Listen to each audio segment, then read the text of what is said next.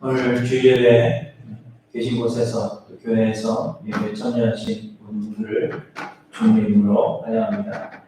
우리의 몸은 교회에서 그리고 여러 성도들과 조금 멀어져 있다 하더라도 우리의 심령만큼 주님께로 가까이 나아가는 귀한 예배 시간이 되기를 소망합니다. 주하게 맞추어서 묵도하심으로 주일 예배 시작하겠습니다.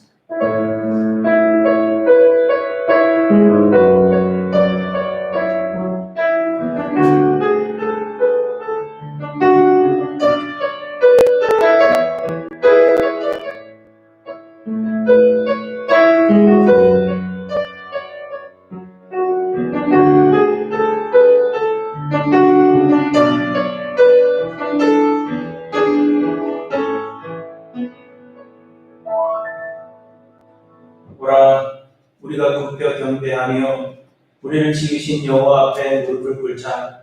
그는 우리의 하나님이시요 우리는 그가 기르시는 백성이며 그의 손이 돌보시는 양이기 때문이라.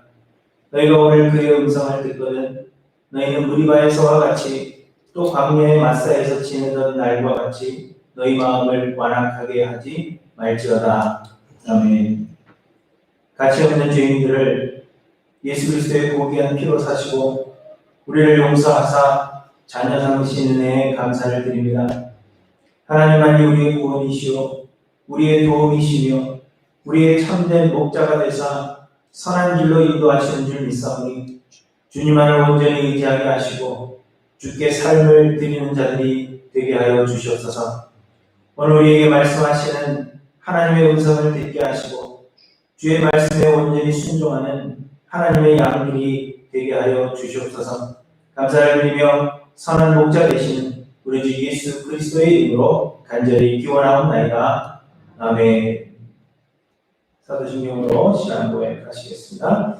전능하사 천지를 만드신 하나님 아버지를 내가 믿사오며 그 외아들 우리 주 예수 그리스도를 믿사오니 이는 성령으로 잉태하사 동정녀 마리아에게 나시고 본디오 빌라도에게 고난을 받으사 십자가에 못 박혀 죽으시고 장사한 지 사흘 만에 죽은 자 가운데서 다시 살아나시며 하늘에 오르사 전능하신 하나님 우편에 앉아 계시다가 저리로서 산 자와 죽은 자를 심판하러 오시리라.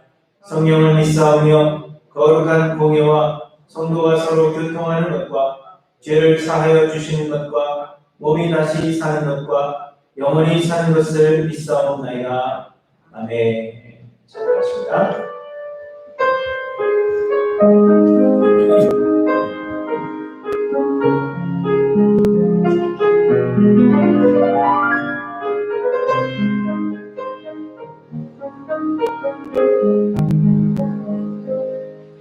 내 영혼이 이룬 데서 맑은 바람이 불려오네. 하늘로 주가운 길을 떠나 내 영혼 오이 살네.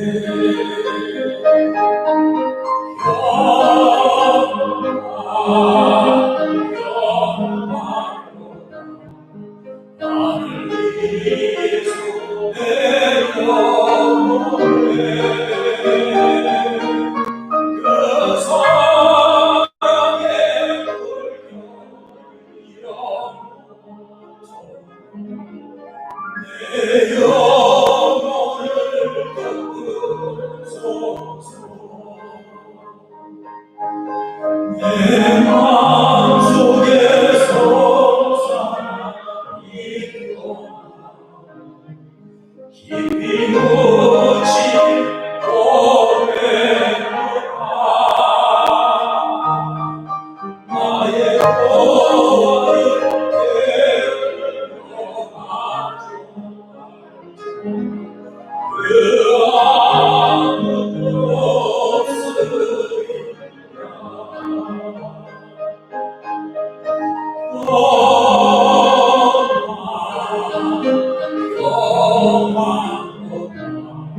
나를 위해서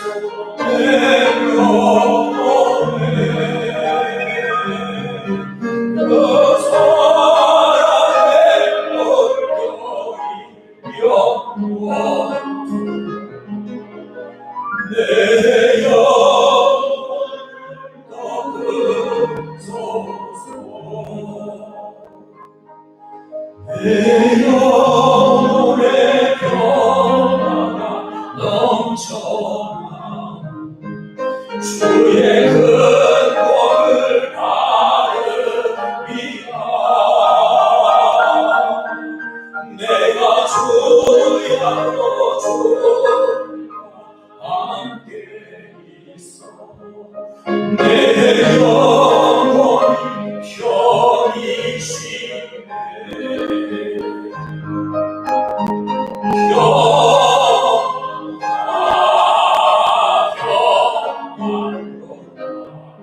하늘 위에서 내려오네.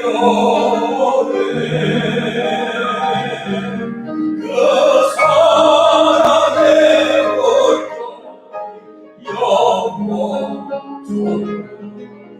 내 영혼을 덮으소서. 이 땅 위에 험한 길 가는 동안 참된 평화가 어딨나. 우리 모두 다 예수를 믿고 살아 참 평화를 누리겠네.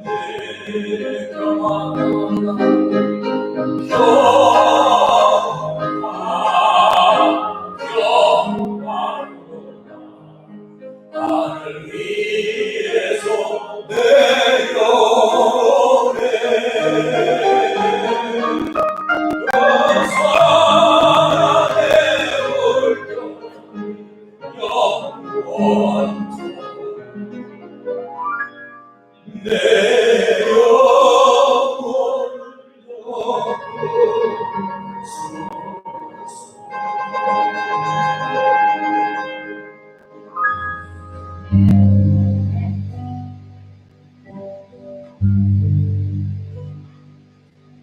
내 손을 주께 높이 드리라. 내 찬양 받으신 주님. 내 마음을 주께 활짝 열어 내 찬양 받으신 주님. 내 손을 주께 높이 드리라. 내 찬양 받으신 주님. 내 마음을 주께 활짝 열어 내 찬양 받으신 주님. 슬픔 대신 희락을 제 대신 아파하는 근심 대신 찬송의 옷을 주셨네. 내 손을 주께 높이 드리라. 내 찬양 받으신 주님. 내 마음을 주께 활짝 열리라. 내 찬양 받으신 주님. 슬픔 대신 희락을 제 대신 화가하는 심 대신 찬송의 옷을 주셨네. 슬픔 대신 일하는 제 대신 화관은 근심 대신 찬송의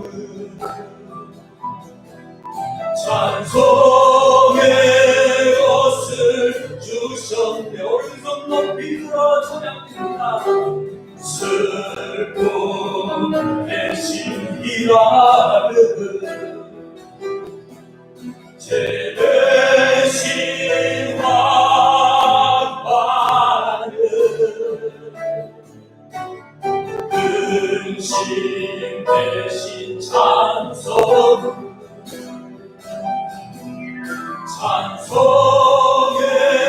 옷을 주셨네. 찬송의 옷을 주셨네.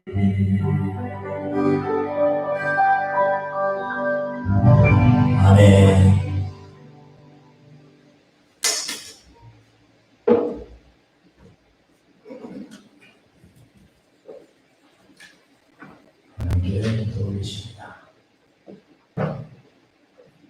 영원히 찬양 받으시기 합당하신 하나님, 우리 아버지, 오늘도 우리를 예배로 불러주심을 감사드립니다.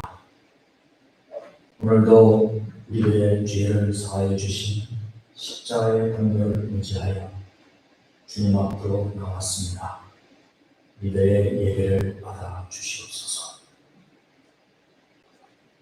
우리들이 인생살이를 통하여 나름대로 아끼고 사랑했던 것들이 하나하나 없어져 가며 공허하게만 느껴지는 마음의 빈자리에도 우리들을 잊지 아니하시고 함께하고 계시다는 더 놀라운 사실을 말씀으로 깨달아 알아가게 하여 주시는 사랑의 주님께 감사드릴 뿐입니다. 자기 자신의 중심으로 삼는 생각에서 결코 벗어날 수 없는 인생의 무지함과 무지함으로부터 결과되어져 맺어지는 어리석음과 연약함으로 인하여 늘 넘어지는 우리들의 삶의 모습입니다. 이 모든 중심에는 하나님께서 근원되어지신다는 사실을 깨닫고 영의 눈이 열어져서 바라볼 수 있기를 기다리시며 하나님을 알아가는 데에 있어서 무지함을 하나하나 벗겨내시며 항상 곁에 동행하심으로 늘 역사하시는 하나님을 감히 볼 수 있을 때까지 기다리시며 인도하시는 하나님의 그 자비하심, 그 크신 은혜를 알고 알아갈 때에 감사하고 또 감사드립니다. 예수의 피의 값으로 사신 우리 교회, 이미 승리하신 예수 그리스도의 십자가의 사랑의 줄로 묶고 예수의 이름으로 하나님과 연합하게 해주신 측량할 수 없는 복을 주셨습니다.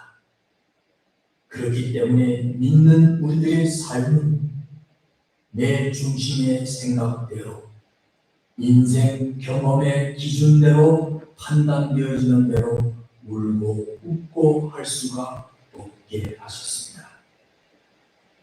부딪히는 사건마다 예수의 이름으로 승리를 선포하며 하나님의 자녀로서 이미 확보되어진 그 승리를 매일 매순간 확인하기를 애쓰며 그 안에서 채워주시는 영적 기쁨을 누리며 그날의 그 영광을 소망하는 가운데 성도된 자격으로서 드려지는 더 깊은 감사와 찬송이 날마다 우리들의 심령을 울리는 성령의 열매가 믿는 우리들 안에서 일어나게 하여 주시옵소서. 한 해를 정리하며 각자에게 맡겨주신 직분을 돌아봅니다. 우리들에게 은혜를 베푸신 거룩하신 하나님의 교회를 교회되게, 하나님께 드려지는 예배를 예배되게 하기 위하여 하나님 홀로 다 하실 수 있는 일이시지만 아무 가치 없고 쓸모없는 우리들을 불러 하나님께서 일해 가심을 함께 체험하게 하신 자리인데, 감히 나 자신만의 생각 때문에 이 놀라운 복된 순종의 길을 망설이는 일이 없게 하여 주시옵소서. 그리고 무엇보다도 하나님을 알고자 하는 일에 우리들의 생각을 무감각하게 만들며 이것이 안전하다, 이것이 보람직하다, 이것이 지혜로워 보인 듯하게 만드는 사탄의 괴결을 속히 말씀 안에서 알아차리고 주님께서 교회를 통하여 맡겨주신 자리에서 온 마음과 뜻과 삶의 전부를 드려야 되는 그 이유를 알아 충성하게 하여 주시옵소서. 예수 안에서 새 생명을 담고 살게 하신 참 성도로서의 감격과 감사함을 늘 잃지 않도록 언약의 말씀을 기억하며 그날에 주님께서 함께 누릴 그 영광을 소망하는 가운데 믿음으로 인내하며 순종의 길을 묵묵히 가게 하여 주시옵소서. 주님께서는 신령 중심의 진실함을 원한다고 하셨으니 매일매일 삶 속에서도 우리를 정결케 하여 주시소. 이제는 주님밖에는 의지할 것이 없음을 간절히 매달려 기도하는 우리 모두 되게 하여 주시옵소서. 교회마저도 하나님의 말씀이 왜곡되어지고 잊어버리고도 더 좋고 유익한 것들을 추구하며 살아가는 이 험악하고 혼돈된 세대에서 하나님께서 요구하시는 진실성에 무감각하게 된 마지막 때에 하나님의 교회로서 하나님께서 원하시고 실천해 가시는, 섭리해 가시는 교회로서의 참모습을 우리에게 발견케 하시고 순종되게 하여 주시옵소서. 그리하여 교회를 향하신 하나님의 마음에 합한 진실된 고백을 가진 청지기들로서 곳곳에 예수의 증인으로 세워져가는 우리 교회 되게 하여 주시옵소서.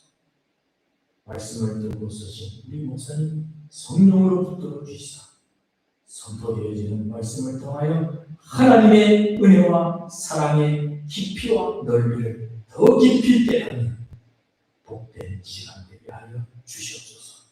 예배의 전부를 예배의 주인 되시는 하나님께 의탁하오며 영원히 찬양받으시기에 합당하실 예수 그리스도를 맡들어 간절히 기도드렸습니다.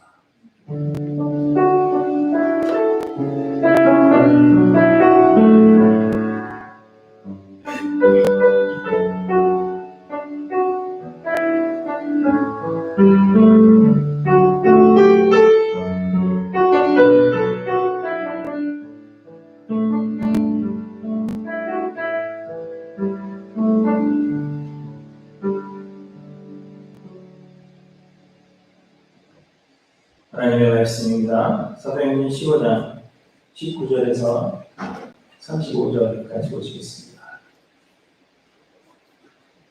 사도행전 15장 19절에서 35절까지의 말씀입니다. 제가 봉독할 때 여러분 함께 읽으시기 바랍니다. 19절부터 읽습니다.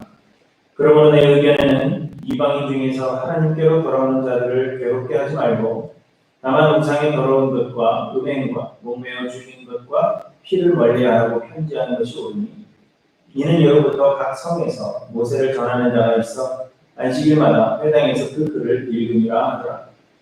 이에 사도와 장로와 온 교회가 그 중에서 사람들을 택하여 바울과 바나바와 함께 안디옥으로 보내기를 결정하니 그 형제 중에 인도자인 바사바라 하는 유다와 실라더라. 그 편에 편지를 붙여 이르되 사도와 장로된 형제들은 안디옥과 수리아와 길리기아에 있는 이방인 형제들에게 문안하노라. 그런즉 우리 가운데서 어떤 사람이 우리의 지시도 없이 나가서 말로 너희를 괴롭게 하고 마음을 혼란하게 한다 하기로 사람을 택하여 우리 주 예수 그리스도의 이름을 위하여 생명을 아끼지 아니하는 자인 우리가 사랑하는 바나바와 바울과 함께 너희에게 보내기를 만장일치로 결정하느니라. 그리하여 유다와 실라를 보내니 그들도 이 일을 말로 전하리라. 성령과 우리는 이 요긴한 것들 외에는 아무 짐도 너희에게 지르지 아니하는 것이 온 줄 알았느니 우상의 제물과 피와 목매어 죽인 것과 음행을 멀리할지니라. 이에 스스로 산다면 잘되리라. 평안함을 원하노라 하였더라. 그들이 작별하고 안디옥에 내려가 무리를 모으는데 편지를 전하니 읽고 그 위로한 말을 기뻐하더라. 유다와 실라도 선지자라. 여러 말로 형제를 권면하여 굳게 하고 얼마 있다가 평안히 가라하는 전송을 형제들에게 받고 자기를 보내는 사람들에게로 돌아가며 바울과 바나바는 안디옥에서 유하며 수다한 다른 사람들과 함께 주의 말씀을 가르치며 전파하더라. 아멘. 지난주에 우리는 구원이 율법의 행위로 말미암지 않고 전적인 하나님의 은혜임을 분명히 했습니다. 곧 우리가 구원을 얻는 데 있어서 우리의 그 어떤 것도 공로나 자격이 되지 못하며 하나님의 조건 없는 택하심의 은혜만이 우리의 구원의 근거가 된다 하는 사실을 다시 한번 확인할 것입니다. 그렇기 때문에 우리는 예수를 믿고 하나님께로 돌아오는 자들에게 할례를 행해야 한다든지 율법을 지켜야 한다든지 혹은 특별한 은사를 받아야 한다든지 등의 그 어떤 짐도 지우지 않는 것이 오히려 그들을 괴롭게 하지 말아야 한다 하는 것이 지난주 말씀의 핵심이었습니다. 바울과 바나바가 1차 전도여행을 마치고 안디옥에 있을 때 어떤 사람들이 유대로부터 안디옥에 내려와서는 너희가 모세의 법대로 할례를 받지 않으면 능히 구원을 받지 못하리라 이렇게 가르쳤습니다. 그래서 바울과 바나바와 이들 사이에 적지 않은 다툼과 변론이 있었고 안디옥 교회 성도들은 바울과 바나바를 예루살렘 곧 사도들과 장로들이 있는 예루살렘으로 보내기로 작정한 것입니다. 그렇게 해서 예루살렘 교회의 사도들과 장로들이 모여서 이 문제를 의논하였는데 바리새파 중에 어떤 사람들은 이방인에게 할례를 행하고 모세의 율법을 지키라 명하는 것이 마땅하다 그렇게 주장했다는 것입니다.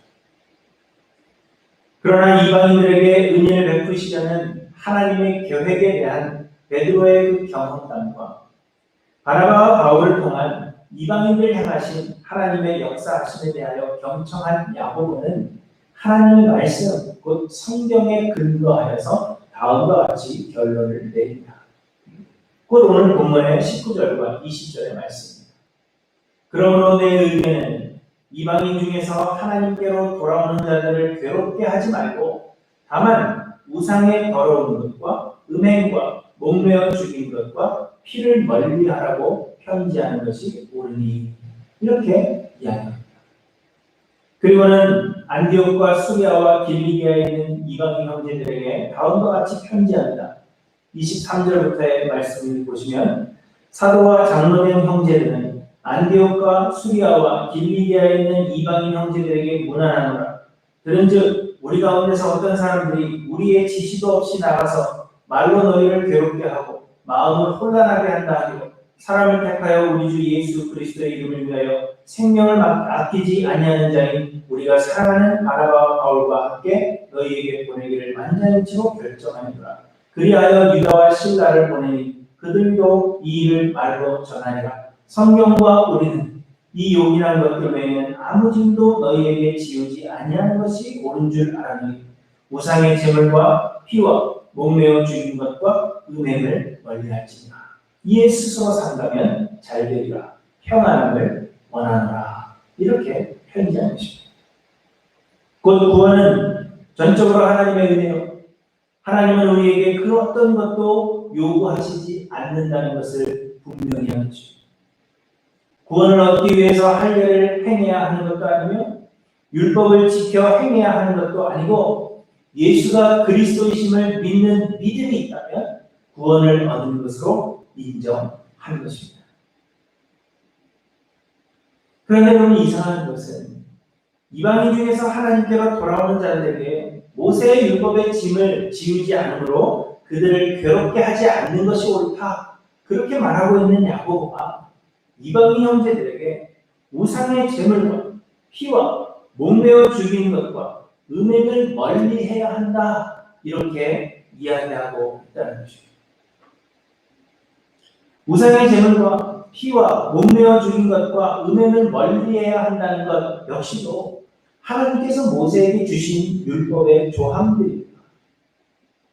그렇다면 형제들에게 짐을 지우지 않는 것이 옳다 말하고 있는 야고보가 또 다른 규례의 짐을 지우고 있는 것과 같은 것입니다. 이는 마치 구원을 얻기 위해서 할례를 받을 필요는 없지만 그러나 구원을 얻기 위해서는 우상의 제물과 피와 목매어 죽인 것과 음행을 멀리해야 한다 이렇게 말하므로 율법의 조항들을 지켜야 한다고 말하는 것과 같은 것입니다. 그렇게 이해될 수 있는 것입니다. 그리고 사실 많은 사람들이 그런 의미로 이 말씀을 이해합니다. 할례는 구원을 위해서 할 필요는 없지만 그러나 여기에 말하고 있는 이 조항들을 해야만 구원을 얻는다. 많은 사람들이 그렇게 이해합니다. 그렇다면 구원을 얻기 위해서 율법을 지켜야 한다는 이 바리새인들의 의견과 전혀 다를 것이 없는 것이 되는 것입니다. 그러나 이는 이방인 형제들에게 짐을 지우는 것이 결코 아닙니다. 이는 이방인 형제들에게 구원을 얻기 위한 또 다른 율법의 규례를 이야기하고 있는 것이 결코 아닙니다. 대신에 우상의 제물과 피와 목매어 죽인 것과 음행을 멀리해야 한다 하는 것은 구원의 조건으로 제시하고 있는 것이 아니라 구원받은 자들에게서 나타나는 삶의 변화에 대해서 말하고 있는 것입니다. 곧 구원을 얻으려면 우상의 제물과 피와 목매어 죽인 것과 음행을 멀리해야 한다 그렇게 말하고 있는 것이 아니라 구원을 얻은 자들은 우상의 제물과 피와 목매어 죽인 것과 음행을 멀리하게 된다 이렇게 말하고 있다는 것입니다.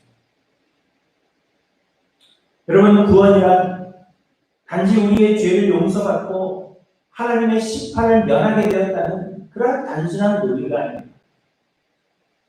구원이란 영원한 죽음의 형벌을 면제받고 이제 하늘나라에서 우리가 영생을 누리게 된다 하는 것이 전부가 아닙니다. 대신에 구원이란 우리가 완전히 새로운 피조물이 되는 것입니다. 고린도후서 5장 17절에 보시면 그런즉 누구든지 그리스도 안에 있으면 새로운 피조물이라 이전 것은 지나갔으니 보라 새 것이 되었도다 이렇게 말씀하십니다. 구원은 우리의 옛사람이 죽고 그리스도 안에서 완전한 새 사람이 되는 것입니다. 예수 그리스도의 십자가에 우리의 자아가 죽고 성령으로 말미암아 그리스도 안에서 새롭게 태어난 새 사람이 되는 것이 구원입니다. 그래서 요한복음 3장에서 예수님은 진실로 진실로 내게 이르노니 사람이 거듭나지 아니하면 다시 태어나지 아니하면 새로운 사람이 되지 않으면 하나님의 나라를 볼 수 없느니라 이렇게 말씀하신 것입니다. 골로새서 3장 9절에 보시면 너희가 서로 거짓말을 하지 말라 옛사람과 그 행위를 벗어버리고 새 사람을 입었으니 이는 자기를 창조하신 이의 형상을 따라 지식에까지 새롭게 하심을 입은 자니라 하십니다. 에베소서 4장 22절에는 너희는 유혹의 욕심을 따라 썩어져가는 구습을 따르는 옛사람을 벗어버리고 오직 너희의 심령이 새롭게 되어 하나님을 따라 의와 진리의 거룩함으로 지으심을 받은 새 사람을 입으라 이렇게 말씀하시죠. 그리고 갈라디아서 6장 15절에는 할례나 무할례나 아무것도 아니로되 오직 새로 지으심을 받는 것만이 중요하니라 이렇게 말씀하시죠. 이처럼 구원은 단지 우리가 영원한 형벌을 면하게 되었다, 하나님의 심판을 받지 않게 되었다 하는 그것을 넘어서서 우리가 이제는 완전한 새 사람이 되는 것을 의미하는 것입니다. 우리의 옛사람은 죽고 우리의 자아는 죽고 하나님께서 우리를 완전한 새로운 사람으로, 성령으로 말미암아 새로운 사람으로 만드시는 것이 구원이라는 것입니다. 그렇다면 은혜로 구원을 받은 자들은 새로워진 사람들로서 새로운 삶을 살게 되는 것이 당연한 것입니다. 변화가 있어야 된다. 구원을 받기 전에는 우리가 세상에 속하여 세상의 풍조를 따르고 세상 사람들이 사는 그 방식을 따라 살았습니다. 구원을 받기 전에 우리는 육체의 욕심을 따라 지내며 육체와 마음에 원하는 것을 하며 살았습니다. 그러나 이제 우리는 세상에 살고 있어도 세상에 속하여 있지 않은 자들입니다. 이제 우리는 하나님께 속하여서 하나님 나라의 시민이요 하나님의 권속 곧 하나님의 가정이 된 것입니다. 그리고 우리 안에는 성령께서 거하고 계시기 때문에 이제 우리는 성령의 지배를 받으며 성령을 쫓아 살아가게 됩니다. 우리의 육체와 마음에 원하는 것을 하며 살지 않고 성령을 쫓아서 하나님께서 원하시는 것을 하며 살게 된다는 것입니다. 이것이 구원받은 사람들의 삶의 모습이며 하나님의 은혜를 받은 사람들에게서는 반드시 이러한 삶의 변화, 새 사람이 됨으로 인하여서 성령을 쫓아 살아가는, 성령의 인도하심을 받으며 살아가는 삶의 변화가 일어나게 된다는 것입니다. 그런데 여러분, 우상의 제물과 피와 몸매어 죽인 것과 음행을 행하는 것은 모두 우상을 섬기는 이방인들의 풍습과 관련이 있는 것들이었습니다.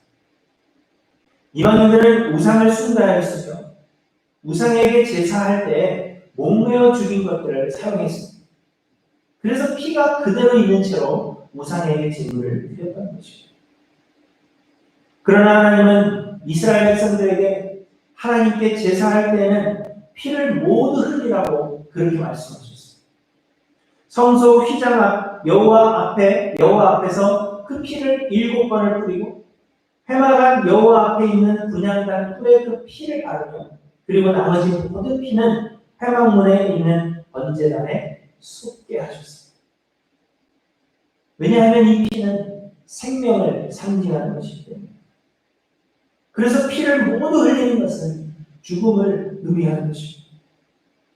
우리의 옛사람은 예수 그리스도의 십자가에서 온전히 죽어야 한다는 것입니다. 그래야만 우리의 죄가 사함을 받는 것입니다. 그래서 하나님은 피 흘림이 없은즉 죄사함이 없다. 그렇게 말씀하시는 것입니다. 또한 음행을 하는 것 역시 이방인들의 일반적인 풍습이었습니다. 바알 같은 경우에는 풍요의 여신 아세라와 성관계를 통해서 풍요로움을 준다. 그렇게 믿었기 때문에 실제로 신전에서 우상을 섬기는 찰미들이 있었습니다. 그래서 우상에게 제사하러 신전에 갔다가 그곳에 있는 창기들과 음행을 저지르는 것이 이들에게는 지극히 자연스러운 일이었다는 것입니다. 이처럼 우상의 제물과 피와 몸매어 죽인 것과 음행을 행하는 것은 하나님을 알지 못하고 우상을 섬길 때에 이방인들의 풍습이었던 것입니다.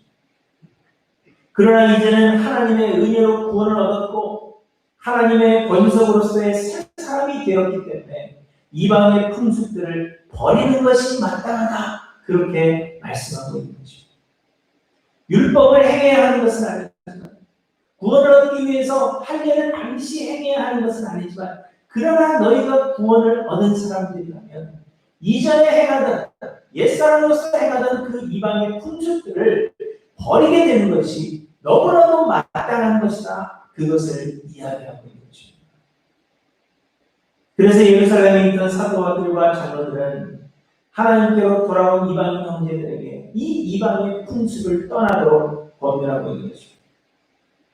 이는 또 다른 율법의 규례로 형제들을 피곤하게 하려는 것이 아니라 구원을 받고 성령을 받아서 새롭게 된 사람들에게서는 마땅히 이방의 풍습을 떠나는 삶의 변화가 나타나게 된다는 것을 말씀해주고 있는 것입니다. 하나님은 우리를 은혜로 구원하십니다. 그러나 하나님께서 우리를 은혜로 구원하신다는 그 사실이 율법을 아무런 쓸모없는 것으로 만들지는 않는 것입니다. 하나님께서 우리를 은혜로 구원하셨기 때문에 율법은 이제 우리와는 아무런 상관이 없다. 그것은 구신의 유물이고 우리의 삶과는 관계가 없는 것이라 그렇게 이야기할 수 없다는 것입니다. 오히려 하나님의 은혜로 우리는 그 율법을 지키게 되는 것입니다. 그래서 예수님은 내가 율법이나 선지자를 폐하러 온 줄로 생각하지 말라. 폐하러 온 것이 아니라 완전하게 하려 합니다. 이렇게 말씀하십니다. 또한 진실로 너희에게 이르노니 천지가 없어지기 전에는 율법의 1.1획도 결코 없어지지 아니하고 다 이루리라. 이렇게 말씀하신 것입니다. 유대인들은 하나님께서 율법을 구원의 방편으로 주셨다. 그렇게 생각했습니다. 그 율법을 지켜 행하면 구원하시고 율법을 지켜 행하지 못하면 구원하지 않으실 목적으로 율법을 주셨다고 생각한 것입니다. 하지만 율법을 온전히 지켜 행하는 사람이 없었기 때문에 하나님은 이 율법을 제쳐두고 예수 그리스도를 통한 은혜로 구원하시기로 그 계획을 변경하신 것으로 그렇게 생각한 것입니다. 그래서 유대인들은 여전히 그 율법을 지켜 행하면 구원을 얻을 수 있다. 그렇게 생각했고 또 은혜로 구원 얻은 사람들은 이제는 율법이 우리에게는 아무런 소용이 없다. 우리와는 아무런 관련이 없다. 그렇게 생각하게 된 것입니다. 하지만 여러분, 하나님은 처음부터 율법을 구원의 방편으로 주지 않으셨습니다. 그것을 지키면 구원하시고 그것을 못 지키면 구원하지 않으시고 그러한 목적으로 율법을 주신 것이 아니라는 것입니다. 대신 율법은 이미 은혜로 구원을 얻은 사람들의 삶의 규범으로 주신 것입니다. 한 나라를 대표하여서 올림픽이나 월드컵에 출전하는 국가대표 선수들에게는 지켜야 할 규율들이 있습니다. 술이나 담배 같은 것들을 엄격하게 금하고요.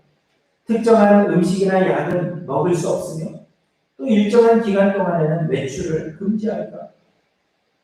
몇 시에는 반드시 자야 하고 몇 시에는 반드시 일어나야 하며 하루에 얼마만큼의 운동을 해야 한다는 규정이 그들에게는 있습니다. 하지만 여러분, 이 규정은 국가대표가 되기 위한 규정이 아니라 이미 국가대표가 된 사람들을 위한 규정입니다. 우리와 같은 일반 사람들은 이 규정을 지킬 필요가 전혀 없습니다. 왜냐하면 우리는 국가대표가 아니기 때문에 우리가 이 규정을 알고 또 이해하며 아무리 그들의 규정대로 우리가 자고 일어나며 이들의 규정대로 생활하고 훈련한다고 해서 우리가 국가대표가 될 수 있는 것은 전혀 아닙니다. 또 국가대표들에게 이러한 규정이 있는 이유는 그들이 목표한 것을 이루도록 돕기 위한 것입니다. 그 규정대로 하면 목표한 것을 이룰 수가 있다는 것입니다. 그래서 이미 국가대표가 된 자들에게 그들이 목표한 것을 이룰 수 있도록 그 길을 제시해 주는 것이 바로 이러한 규정들이라는 것입니다. 그런데 여러분, 율법도 이와 같은 것입니다. 신명기 4장에 보시면 하나님께 율법을 받은 모세가 가나안 땅에 들어갈 이스라엘 백성들에게 이렇게 이야기합니다. 내가 나의 하나님 여호와께서 명령하신 대로 규례와 법도를 너희에게 가르쳤나니 이는 너희가 들어가서 기업으로 차지할 땅에서 그대로 행하게 하려 함인즉. 이렇게 이야기합니다. 너희가 들어가서 기업으로 차지할 땅에서 그대로 행하게 하려 함인즉. 이렇게 이야기합니다. 곧 율법은 가나안 땅에 들어갈 수 있는 자격을 갖추게 하는 방법이 아니라 가나안 땅에 들어간 자들이 지켜야 할 규례라고 말씀하고 있는 것입니다. 이처럼 율법은 구원의 방편으로 주어진 것이 아니라 구원의 완성을 위한 바른 길을 제시해주는 이정표와 같은 것입니다.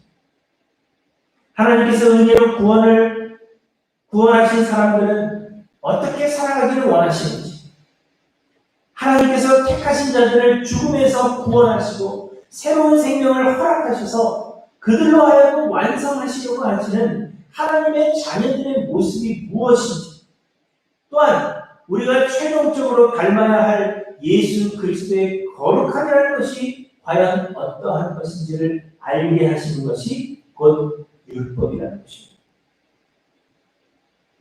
그러므로 이미 은혜로 구원 얻은 사람들은 반드시 율법을 우리의 삶의 지표로 삼아야 한다는 것을 우리에게 말씀해 주고 있는 것입니다.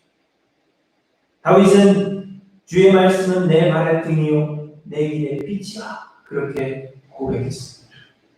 구원을 얻기 위해서 주의 말씀은 내 발의 등이요 내 길의 빛이라 그렇게 고백하는 것이 아니라 이미 하나님의 택하심을 받고 이스라엘 왕으로 택함을 받은 그 사람으로서 주님의 말씀은 내 발의 등이요 내 길의 빛이라 그렇게 고백하고 있는 것입니다.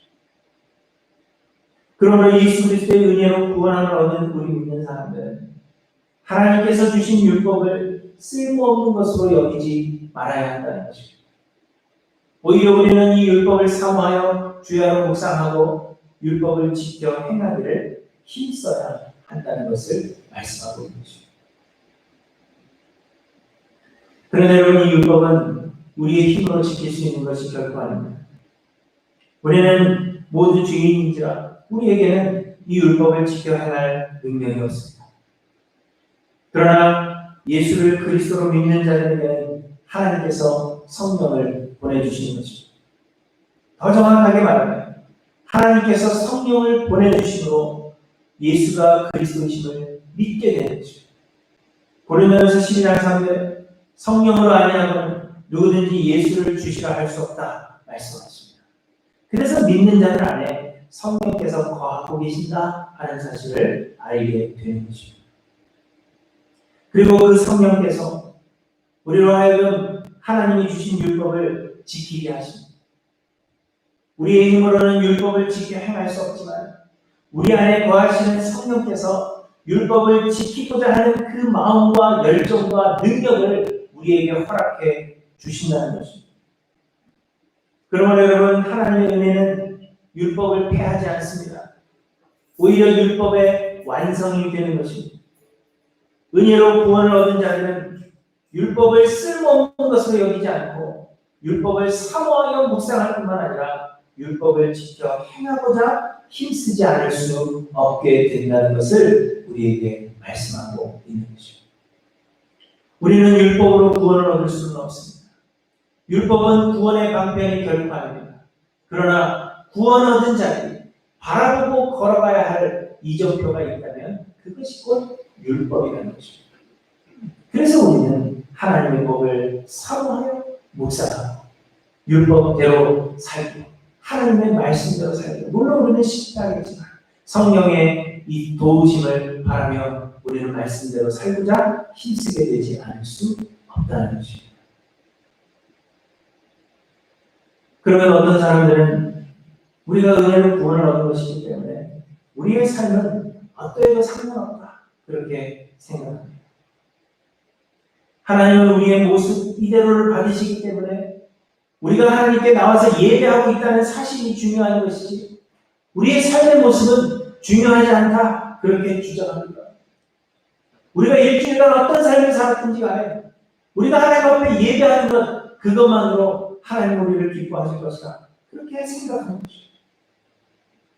또한 하나님은 우리의 중심을 보시기 때문에 예수를 믿는 마음만 있다면 우리의 겉모습은 어떠해도 상관없다. 그렇게 말하는 겁니다. 예전에 한국의 어떤 대형교회에서 흡연자들을 위한 흡연실을 만들었다는 이야기를 제가 해드렸는데 여러분 아마 기억하실 것입니다. 예배에 참석하게 하기 위해서 흡연자들이 교회 나오는 걸 꺼려하니까 아예 그들을 위해서 흡연실을 만들어줬다. 예배 드리러 나오는 게 중요하지 삶이 뭐 그렇게 중요하냐 그렇게 생각하고 있는 것입니다. 또한 많은 사람들이 율법을 지키려고 하는 모든 노력들을 오히려 율법주의라고 치부해버리는 경우들이 너무나 많습니다. 사람들은 은혜로 얻는 구원에 대해서 이렇게 오해하고 있는 것입니다. 사람들은 하나님께서 우리에게 주신 율법에 대해서 이렇게 오해하고 있는 것입니다. 그러나 여러분, 구원은 은혜로 얻는 것일지라도 구원을 얻은 자는 성령의 지배를 받아 성령을 쫓아 살아가게 되는 것입니다. 그래서 하나님의 뜻대로 사는 삶의 변화가 반드시 나타나게 된다는 것입니다. 하나님은 우리의 중심을 보시지만 우리에게 그 중심이 있다. 우리에게 진실한 마음이 있다면 우리의 겉모습도 변화하기 마련입니다. 사랑하는 성도 여러분, 우리의 삶에는 이러한 변화들이 일어나고 있는지 돌아보시기 바랍니다. 하나님의 율법에 대한 사모함과 그 율법에 대한 열심이 우리에게 있는가를 돌아보아요. 육체와 마음에 원하는 대로 살면서 세상의 풍속을 따라서 살던 그 삶을 버리고 이제는 하나님의 기뻐하시는 뜻을 따라 살고자 힘쓰고 있는지 우리의 삶을 끊임없이 돌아봐야 한다는 것입니다. 그래서 사도와 제자들은, 장로들은 이러한 것들을 멀리해야 한다. 그렇게 전하고 있다는 것입니다. 여러분, 우리가 그 은혜로 구원을 얻었다 할지라도 하나님의 율법이 우리의 삶과 전혀 상관없는 것이 아님을 여러분 잊지 않고 기억하시기 바랍니다. 우리는 은혜로 구원을 얻지만 은혜로 구원을 얻은 자들에게 하나님의 성령이 거하고 계십니다. 그 성령이 우리로 하여금 율법을 이루어가고 율법의 완성을 이루어 가신다는 것을 여러분 잊지 않고 기억하셔서 우리의 삶에 이 율법을 향한 그 사랑과 열정과 하나님의 율법을 지키고자 하는 그런 마음이 있는가 돌아보시고 성령의 인도하심, 간구하시는 저 여러분들이 되시기 바랍니다. 그런데 또 한 가지, 우상의 제물과 피와 목매어 죽인 것과 음행을 멀리하라 권하고 있는 이유는 유대인 형제들을 세워주기 위함입니다. 야고보 사도는 이방인 중에서 하나님께로 돌아오는 자들을 괴롭게 하지 말자 그렇게 말하면서도 다만 우상의 더러운 것과 음행과 목매어 죽인 것과 피를 멀리하라고 편지하는 것이 옳다 그렇게 이야기합니다. 그런데 그렇게 해야 하는 이유는 21절에 보시면 이는 예로부터 각성에서 모세를 전하는 자가 있어 안식일마다 회당에서 그 글을 읽으니라 이렇게 말합니다. 사도들이 이방인 형제들에게 권하고 있는 이 내용은 이스라엘 백성들이 출애굽하여 광야에 있을 때 하나님께서 이스라엘 백성들에게 주신 규례들로 모세의 율법에 명시되어 있는 내용입니다. 그리고 이스라엘 백성들은 모일 때마다 모세를 통하여 주신 이 율법을 낭독하면서 이 율법을 잊지 않으려고 했던 것입니다. 그래서 여전히 안식일마다 회당에서 그 글을 읽음으로 할례와 같이 이러한 것들을 어기면 안 된다 그렇게 주장하고 있는 사람들이 있다는 것입니다. 그래서 야고보를 비롯한 사도들은 불필요한 논쟁을 피하고 여전히 모세의 율법을 제대로 이해하지 못하고 믿음이 약하여서 시험에 빠질 위험이 있는 유대인 형제들을 보호하고 세워주기 위해서 솔선하여 이런 것들을 멀리하는 것이 좋다. 그렇게 법명하고 있다는 것입니다. 우리의 행위는 구원에 있어서 아무런 공로가 되지 못합니다. 그럼에도 불구하고 우리가 선을 행하며 하나님의 율법을 지켜 행하고자 노력해야 하는 또 다른 이유가 있다면 이렇게 믿음이 약한 형제들로 시험에 들게 하지 않기 위함이라는 것입니다. 바울 사도는 만일 음식이 내 형제를 실족하게 한다면 나는 영원히 고기를 먹지 아니하여 내 형제를 실족하지 않게 하리라 이렇게 선언한 바가 있습니다. 이는 우상의 재물을 먹는 문제에 있어서 우상은 허구에 불과하기 때문에 우상에게 바쳤던 재물이라고 해도 먹는 것이 우상 숭배에 해당되지는 않지만 그럼에도 불구하고 믿음이 약하여서 내가 그 우상에게 드렸던 재물을 먹고 실족하게 되는 형제들이 있을까 염려하여서 바울은 영원히 자신의 권한을 포기할 수 있다 그렇게 선언하고 있는 것입니다. 고기를 먹는 것이 아무런 죄가 되지 않지만 그럼에도 불구하고 내가 고기 먹는 것 때문에 실족하는 사람이 있다면 믿음이 약하여서 그것을 보고 시험에 드는 사람이 있다면 나는 그들을 위해서 그들을 세워주기 위해서 영원토록 고기를 먹지 않겠다 그렇게 선언하고 있는 것입니다. 이방인 중에서 하나님께로 돌아오는 자들에게 할례나 율법의 무거운 멍에를 지우지 않으므로 그들을 괴롭게 하지 않는 일은 옳은 일입니다. 그런데 여러분 이와 동일하게 아직 믿음이 약한 유대인 그리스도인 형제들에게도 율법의 문제로 인하여 실족하지 않도록 돕는 일 또한 역시 중요하다는 것을 이야기하는 것입니다. 이방인 형제들에게 짐을 지우지 않는 것도 중요하지만 유대인 형제들이 그 율법으로 말미암아 실족하게 되지 않는 것도 동일하게 중요하다는 것입니다. 그래서 사도들은 구원을 얻기 위해서 할례를 행할 필요는 없지만 유대인 형제들이 이방인 형제들을 이렇게 위해 주는 것과 같이 설산에서 너희가 이런 것들을 멀리하여 이방인 형제들도 유대인 형제들을 위해 주는 것이 마땅하다 그렇게 부탁하고 있는 것입니다. 우리가 이방인 형제들에게 짐을 지우지 않으려고 노력하는 거죠. 이방인 형제들도 율법으로 인하여 시험에 들 수 있는 유대인 형제들을 이해해주고 그들을 세워주는 것이 마땅하다 그렇게 이야기하고 있다는 것입니다. 우리는 주로 율법적인 사고를 합니다. 그 법이 옳다 하면 옳고 법이 나쁘다 하면 나쁜 것으로 여기는 것입니다. 누군가가 나의 행위에 대해서 지적하고 그것은 잘못했다 그렇게 이야기할 때 우리는 법적으로 문제가 없다 그렇게 이야기를 하는 것입니다. 그러나 하나님의 은혜로 사는 자들로서는 법적인 율법적인 사고가 아니라 은혜로운 사고를 해야 합니다. 율법이 죄로 정죄하지 않았다 할지라도 형제로 실족하게 하는 일이라면 우리가 절제할 수 있어야 율법이 죄로 정죄한 일을 범한 형제가 있을지라도 그들을 이해하고 용서해 줄 수 있는 여유가 우리에게 있어야 하는 것입니다. 왜냐하면 우리가 바로 그러한 은혜를 받은 사람이기 때문에. 그러면서 하나님 성도 여러분, 율법적인 사고를 하시는 것이 아니라 이 은혜로운 사고를 하시는 우리 하나님께 모든 성도님들이 되시기를 바랍니다.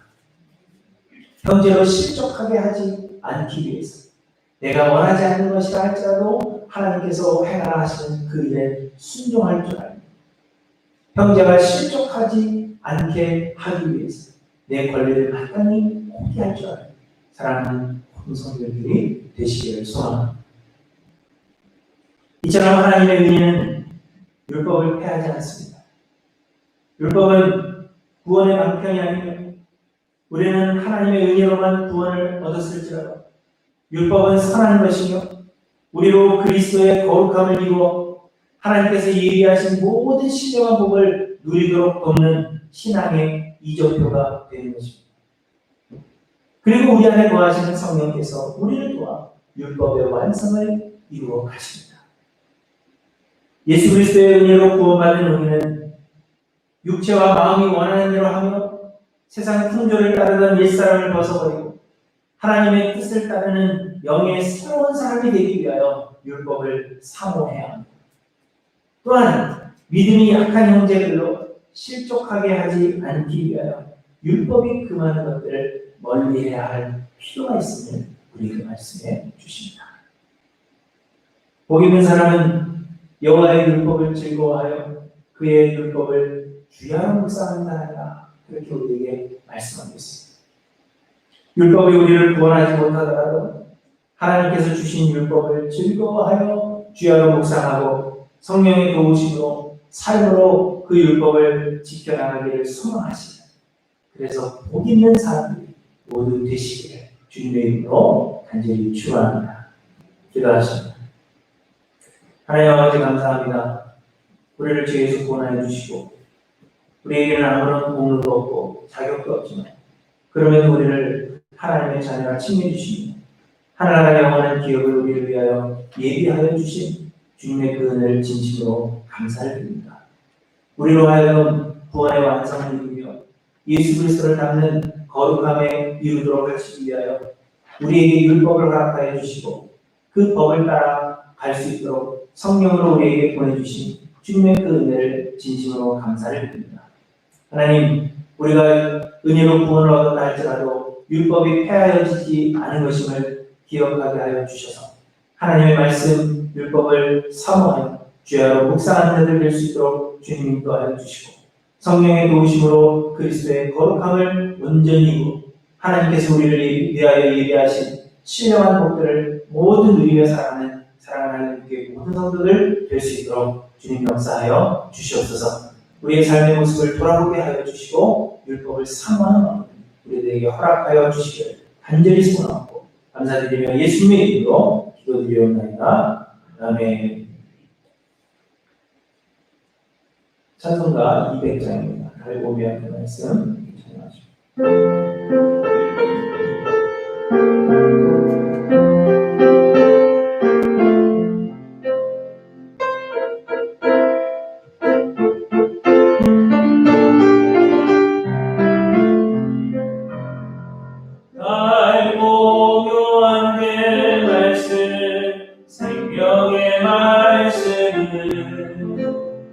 귀한 그 말씀 진실로 생명의 말씀이 나의 길과 길은 밝히고 여전히 아름답고 귀한 말씀 생명샘이로다. 아름답고 귀한 말씀 생명샘이로다. 귀한 주님의 말씀은 내 노래 내도다. 모든 사람을 살리는 생명의 말씀을 하루 없이 가다 생명길을 가는 아름답고 귀한 말씀 생명샘이로다. 아름답고 귀한 말씀 생명샘이로다. 널리 울리어 퍼지는 생명의 말씀을 마음의 용서와 변화는 골고루 주나니 한 예수 말씀 듣고 회받는 아름답고 귀한 말씀 생명샘이로다. 아름답고 귀한 말씀 생명샘이로다.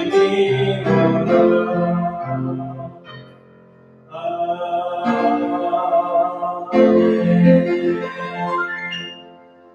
한번 기도하십니다. 하나님, 우리가 무척이나 힘들고 어려운 시대를 살아가고 있습니다.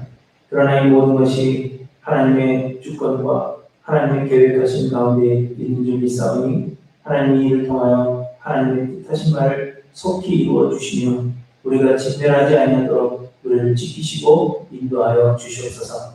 이 어려운 가운데 힘든 일 당하지 않도록 하나님 우리를 지키시고 인도하여 주시며 우리가 주님으로부터 멀어지지 아니하도록 하나님 우리의 마음과 생각을 지키시며 주께로 더 가까이 나오는 사랑하는 모든 성도들 되게 하여 주시옵소서.